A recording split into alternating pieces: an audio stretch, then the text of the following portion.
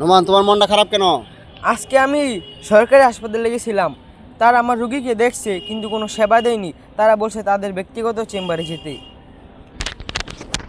সম্মানিত বন্ধুগণ, আমরা নোমানের কাছ থেকে শুনলাম সে সরকারি হসপিটাল গিয়েছিল, তার রুগীকে দেখার পরও কোনো সেবা দেয় নাই, ব্যক্তিগত চেম্বারে যাওয়ার কথা বলছে। ব্যক্তিগত চেম্বারে যাওয়ার মানেই টাকা খাওয়ার ধান্দা। সরকার তাকে সরকারি হসপিটালে চাকরি দিয়েছে জনগণের সেবা করার জন্য, অসুস্থ ব্যক্তিরা অসুস্থ হয়ে গেলে তাদের সেবা দেওয়ার জন্য, কিন্তু সে সেবার পরিবর্তে নিজের ব্যবসা করছে। এগুলোকে সংস্কার করতে হবে।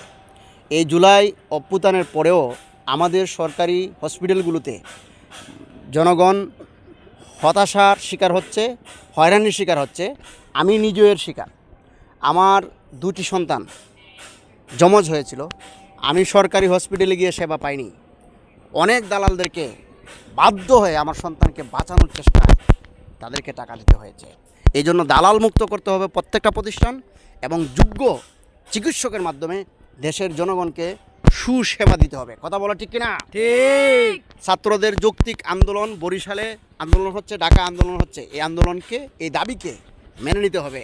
টাকা খাওয়ার ধান্দা করলে হবে না। প্রত্যেকটা সরকারি হসপিটালে যোগ্য চিকিৎসক দিতে হবে এবং সেবা দিতে হবে।